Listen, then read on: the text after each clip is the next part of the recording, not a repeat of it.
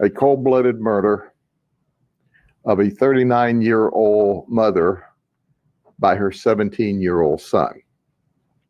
And it's not just a singular murder, but as we got into the investigation, we found that about a year and a half, maybe a year and 8 months, 9 months earlier, he murdered his father in Oklahoma. So let me tell you about this. It all started on September the 8th, which was this last Sunday, when we got a 911 call from Colin Griffith, who's 17 years of age. And here's what he said. He said he and his mother had a very long fight, and she fell on a knife and killed herself. And she's bleeding from the neck. He didn't say she killed herself, said he's bleeding from the neck. So our 911 operators appropriately were giving them instructions on how to do life-saving techniques. When the deputies arrived, he met the deputies outside, and he was calm, cool, collected, not upset, and he had blood on him. What we found inside was this knife. This knife is 12 inches long, and of the 12 inches, 8 inches of that is the blade. So he's saying that his mother fell on this knife. We started our investigation at that point. The next morning at the medical examiner's office and the autopsy, the medical examiner said it is not reasonable or plausible that she died the way that he said she did. Just didn't happen. There were witnesses outside the mobile home that actually saw Colin drag his mother into the house by the hair on her head. Colin is about 6 foot and 160 pounds. So an investigation started. This residence was at 77 Hewlett Drive, which is Auburndale, and it's called the Hamptons. It's a 55 and over community. And where it occurred was at Colin's grandmother's house. Colin's grandmother at the time was not there. She has another home in the Keys, and that's where she was. But let me go through some details, because as we start to peel back the layer of this onion, we find out that this is not just a singular event with Colin stabbing his mother in the neck and ultimately killing her. Here's what we found, and follow me as I read a timeline to you. On February 14th, 2023, on Valentine's Day, in Lincoln County, Oklahoma. There's a Lincoln County, Nebraska too. In Lincoln County, Oklahoma, Colin said that his dad pulled a knife on him, and he shot and killed his dad. That's right. His father was named Charles. He shot him once in the chest and once in the head, and he claimed self-defense. The Lincoln County Sheriff's Office and the Oklahoma State Bureau of Investigations charged Colin with murder in the first degree. They dropped the charges less than a month later. They said they could not disprove Colin's assertion of self-defense. So he was released. Well, when he was released in March of 23, just barely a month after the original murder of his father, he came to Charlotte County, Florida, to live with his mother.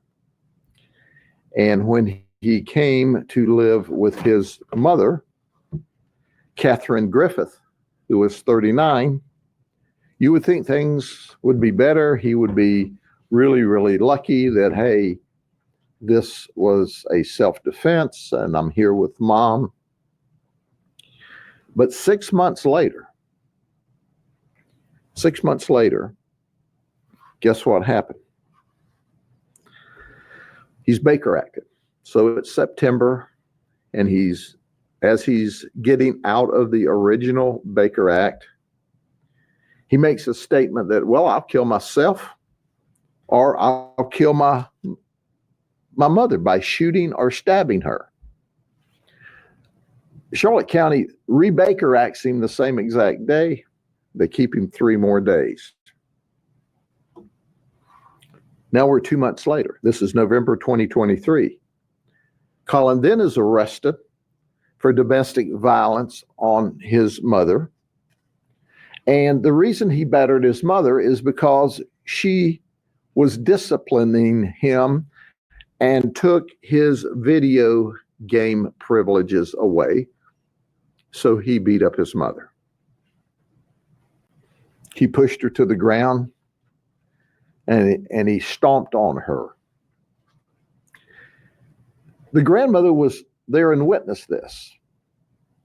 Colin said it was self-defense. She made me do it. The grandmother said, no, no, no. Your mother did not provoke this at all. You simply were being disciplined and made to give up your game because of failure to carry out what you should, empty the garbage, wash the dishes, whatever they gave him to do. He claims self-defense when he stomped his mama, but he went to jail anyway. 3 months later, 12th of February in 2024, he has an argument with his mother, and he runs away from Charlotte County and comes back to Auburndale to his grandmother's house. Now, his grandmother's not there. And we got involved in this on the 12th of February. And the mother said, and the grandmother said, hey, we don't feel safe with him around. So our deputies who found him up here as a missing persons reported in Charlotte County turned him over to DCF. 2 days later, on the 14th of February, the anniversary of him killing his dad a year ago, he's reunited with his mother by DCF. Colin made the statement that I don't want to go home. I'll use any force necessary to avoid it, to include killing my mother. So that's the second time he threatened to kill his mother.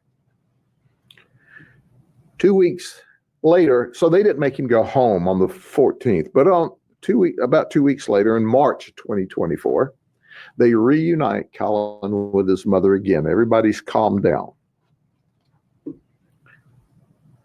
Now, in May of 2024, Colin graduated from an alternative high school in Charlotte County and began attending community college. Now let's advance 4 months later to September the 6th. Colin has an argument about home chores, and he flees from his mother's house again and comes up to his grandmother's house. Grandmother's not there. She's in the Keys. So then mom lets the event calm down, and she tells her son, hey, you need to come home. And she asks him to come home and face his responsibility. Colin says, I'm not coming back home. That was September the 7th. So now we're to the fateful day on September 8th. Mom drives up here to Auburndale from Charlotte County. She arrives at 4 o'clock. At about 4:30, witnesses and neighbors see Colin and mom arguing outside, and Colin grabs his mother by the hair and drags her into the house.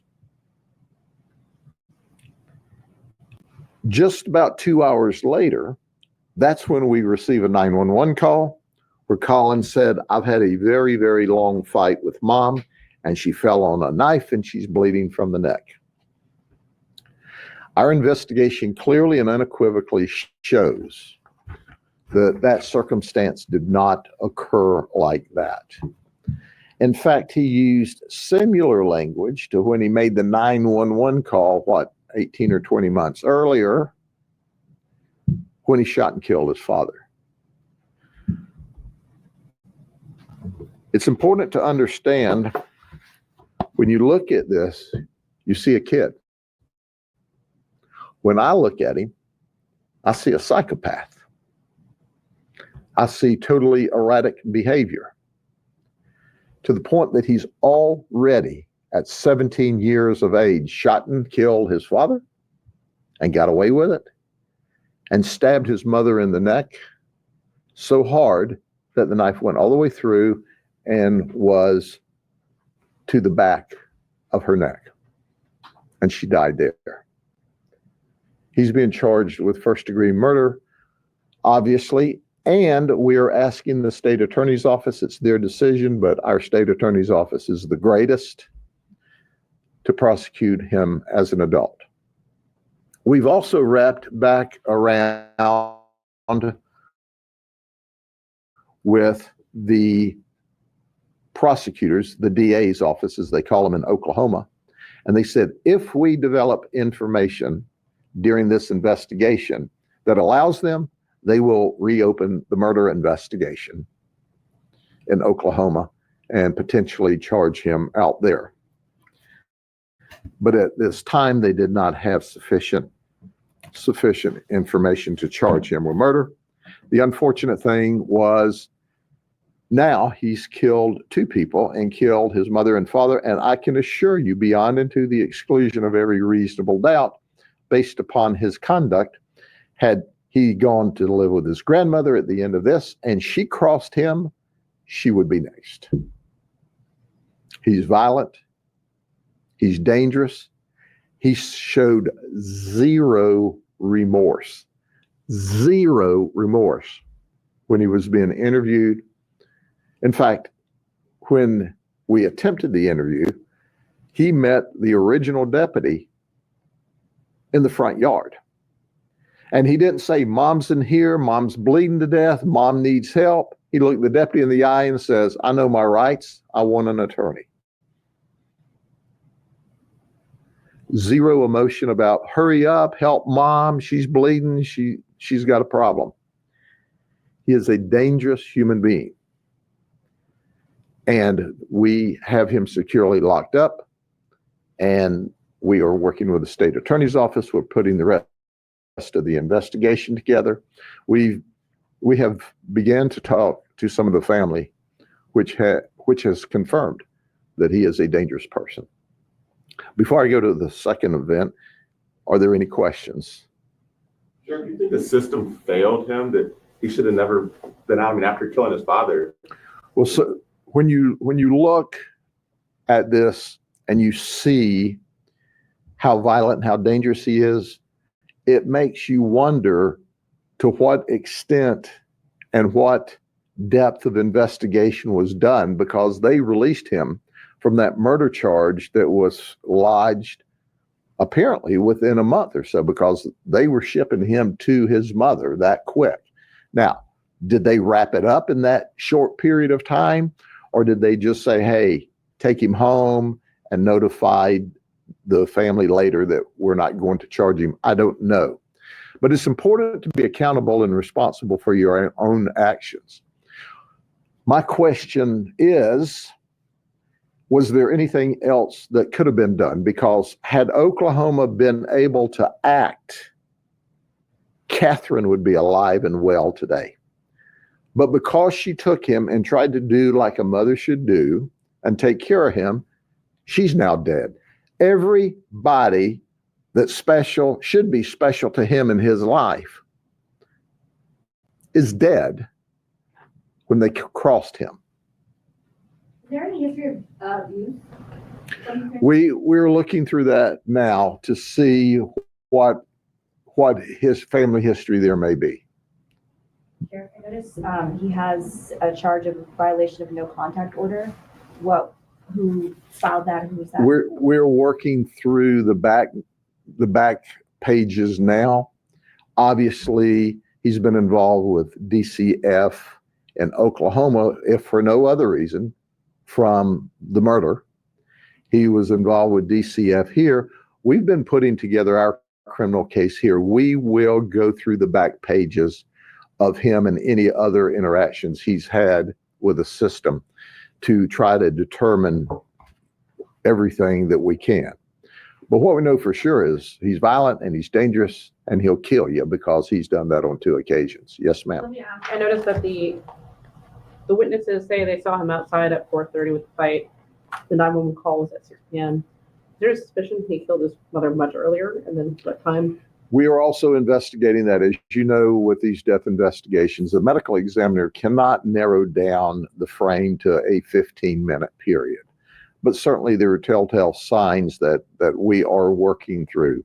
So we looked inside the house. He said there was a protracted fight, and the home is neat and clean and no evidence of any kind of a large fight or a long fight, as he said.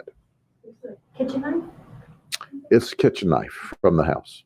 People might hear you say DCF was involved and, you know, he was released. Is there anything you want to say about the system in Florida, the DCF system? Or? Do you know, DCF has an impossible job because all of society's wayward children and problem children and hot, that's part of the background investigation. I'm certainly not in a position, nor do I have an inclination to blame DCF at this point in the investigation. He was being intensely watched by the Charlotte County Sheriff's Office as a part of one of their programs down there. They had often contact with him and did a remarkable job keeping up with him. But he was not under any criminal charges at all. It was simply that he'd been Baker Act and he had made verbal threats, and a verbal threat in and of itself, until you have the ability to carry it out and the means and a lot of legal posturing, you can't just arrest people. And Mom came back up here to get him to once again